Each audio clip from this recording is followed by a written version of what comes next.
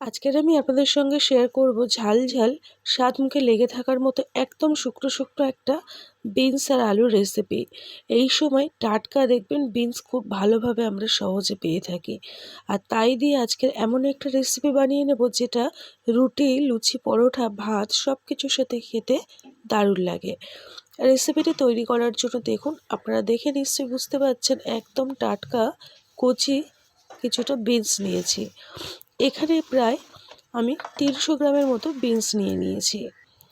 এবারে এই বিনসের প্রথম আর শেষের অংশটাকে আমি কেটে বাদ দিয়ে এগুলোকে এইরকম আমি লম্বা লম্বা করে কেটে নিচ্ছি। দেখুন, এইভাবে কেটে নিতে হবে। রেসিপিটি প্রথম থেকে দেখে যদি আপনাদের ভালো লেগে থাকে তাহলে একটা লাইক আর আপনার মতামত জানিয়ে আমার পাশে থাকবেন। যদি নতুন হয়ে থাকেন তাহলে চ্যানেলটিকে সাবস্ক্রাইব করে রাখতে পারেন। এই রকমভাবে কেটে নিতে হবে। এবারে একই রকম পদ্ধতিতে সমস্ত বিনসগুলো কেটে ধুয়ে নিয়েছি, তার সঙ্গে আমি আমার প্রয়োজন মতো কিছুটা আলু ডুমো ডুমো করে কেটে নিয়েছি।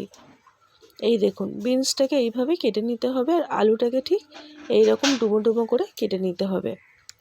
এবারে চলুন কথা না বলে তাড়াতাড়ি রেসিপিটি শুরু করা যাক।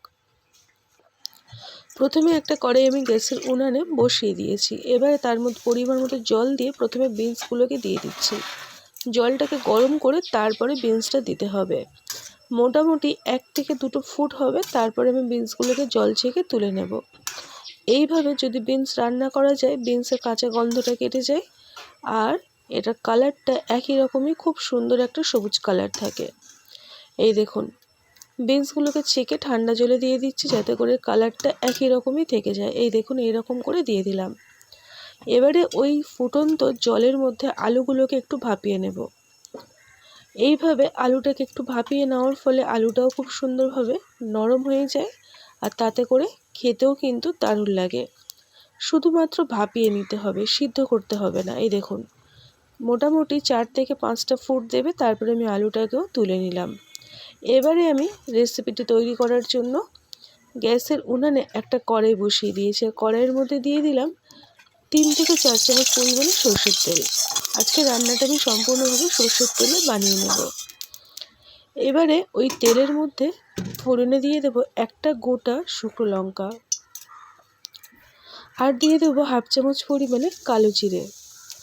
ফোড়নটা থেকে খুব সুন্দর একটা গন্ধ বেরোবে, তারপরে আমি এখানে একটা গোটা সাইজের পেঁয়াজ ব্যবহার করলাম।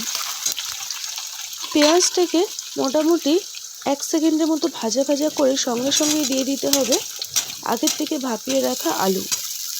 পেঁয়াজটাকে খুব বেশি লালচে করে ভাজা চলবে না, এখানে পেঁয়াজ এবং আলু একই সঙ্গে ভেজে নিতে হবে। এইভাবে রান্না করলে দারুণ টেস্টি হয় আর স্বাদ মুখে লেগে থাকবে।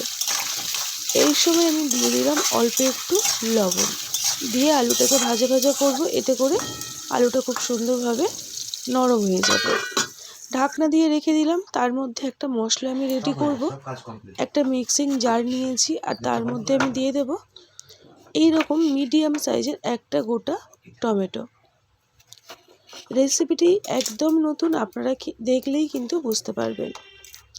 এবারে মিক্সিং জারের মধ্যে টমেটোটাকে দিয়ে দিলাম, কিছুটা পরিমাণে আদা আর রসুন দিলাম আর 2টো গোটা শুকনো লঙ্কা দিয়ে এটাকে আমি মিহি করে বেটে নেব। মশলাটাকে বেটে নিয়েছি যতক্ষণ, তার মধ্যে দেখুন আলুটাও অনেকটাই আগের তুলনায় নরম হয়ে গেছে। এবারে আমি ওই যে মশলাটা বেটে নিয়েছি ওই মশলাটাকে দিয়ে দিচ্ছি। দেখুন কত সুন্দরভাবে বাটা হয়েছে। এই বাটাটা দেওয়ার ফলে রেসিপিটার টেস্ট তো হবেই, তার সাথে কালারটাও খুব সুন্দর আসে। এবারে মশলা দেওয়ার জল আমি কিছুটা পরিমাণে দিয়ে দিলাম, দিয়ে আবারও ভালো করে নাড়িয়ে চাড়িয়ে নেব, কষিয়ে নেব। রেসিপিটি একদম সহজ সরল এবং সাধারণ। এবারে আমি দিয়ে দিলাম অল্প একটু হলুদ গুঁড়ো আর একটু মাত্র কাশ্মীরি লঙ্কার গুঁড়ো আর দিয়ে দেবো সামান্য পরিমাণে লাল লঙ্কার গুঁড়ো, মানে ঝালটা। যেহেতু 2টো গোটা শুকনো লঙ্কা বেটে দিয়েছি তাই ঝালটা বুঝে শুনেই দিতে হবে। অল্প একটু দিয়ে দিলাম ধনে গুঁড়ো আর দিয়ে দেবো অল্প একটু জিরে গুঁড়ো। বেসিক যে মশলা সেইগুলোই ব্যবহার করলাম। এবারে ভালো করে আলুর সাথে সমস্ত কিছু কষিয়ে নিতে হবে যতক্ষণ না মশলা এবং তেলটা পুরোপুরিভাবে সেপারেট হয়ে যাচ্ছে। এই দেখুন, এইভাবে অনবরত নাড়িয়ে চাড়িয়ে ভালো করে কষাবো, তবে কিছুক্ষণ ঢাকনা দিয়ে রাখবো যাতে করে আদা রসুনের কাঁচা গন্ধটা কেটে যায়। কিছুক্ষণ ঢাকনাটা দিয়ে রেখেছিলাম, এতে করে দেখুন তেলটা সম্পূর্ণভাবে কিন্তু সব কিছু মশলার থেকে আলুর থেকে আলাদা হয়ে যাচ্ছে এবং আলুটা আগের তুলনায় অনেকটাই সফট হয়ে গেছে। এবারে আমি এখানে দিয়ে দেবো আগের থেকে এই যে ভাপিয়ে রাখা বিনস। দেখুন বিনসের কালারটা কত সুন্দর লাগছে। এইভাবে যদি বিনস রান্না করেন, প্রথম কথা খেতে দারুণ হয়, আর দ্বিতীয় কথা কালারটা কিন্তু দারুণ হয়। এই দেখুন কালারটা কত সুন্দর হয়েছে। এইভাবে মোটামুটি 2 থেকে 3 মিনিট সব কিছুর সাথে ভালো করে কষিয়ে নেব। এবার আমি দিয়ে দেবো স্বাদ মতো বা প্রয়োজন মতো লবণ, আর দিয়ে দেবো অল্প একটু চিনি। চিনিটা দেওয়ার ফলে দেখবেন স্বাদটা ব্যালেন্সটা বজায় থাকে আর খেতেও ভালো লাগে। এই চিনিটা দেওয়ার ফলে মিষ্টি ভাবটা আসবে না, তবে একটা টেস্টের ব্যালেন্সটা থাকবে, খেতে ভালো লাগবে। এবারে দেখুন ভালো করে সমস্ত কিছু কষিয়ে নিয়ে দিয়ে দেবো অল্প একটু, মানে 1 কাপ পরিমাণে জল।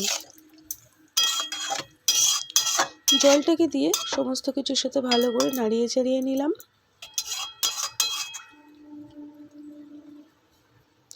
এইভাবে বিনস আর আলুর যদি রেসিপিটা তৈরি করেন, গরম গরম ধোয়া মোটা ভাত দিয়ে খেতে ভালো লাগবে শুকনো শুকনো, অথবা আপনি রুটি পরোটা দিয়েও খেতে পারবেন।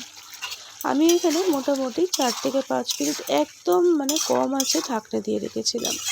এতে করে দেখুন ঝোলটা কিন্তু খুব একটা কম হয়নি, এদিকে সবজিটাও কিন্তু অনেকটাই সিদ্ধ হয়ে গেছে।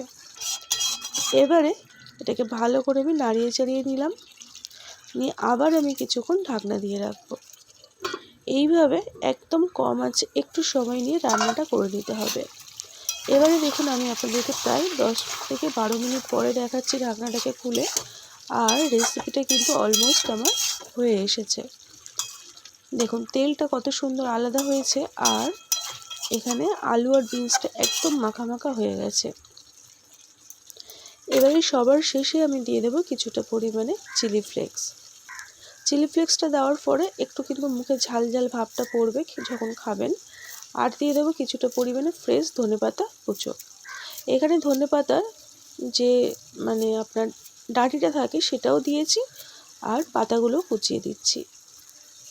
যেহেতু আজকের আমি বিনস রান্না করছি, দেখুন বিনস সারা বছরই পেয়ে থাকি, তবে শীতকালে বিনসকে দেখুন টাটকা বিনস পেয়ে থাকি। এবারে আমি খুব সুন্দরভাবে সমস্ত কিছুর সাথে একসাথে সব কিছু মিক্স করে নিলাম। আজকের রেসিপিটি আমার একদম ভালোভাবে তৈরি হয়ে গেল। এই রকম ঝাল ঝাল এবং শুকনো শুকনো বিনসের রেসিপি থাকলে মনে হয় না আর কোনো কিছুরই প্রয়োজন পড়ে। এবার আমি ঢাকনা দিয়ে রেখেছিলাম, তারপরে একটা পাত্রের মধ্যে আমি রেসিপিটিকে সার্ভ করে নিচ্ছি। দেখুন বন্ধুরা কতটা লোভনীয় হয়েছে, একদম ঝাল ঝাল গায়ে মাখা শুকনো শুকনো একটা রেসিপি।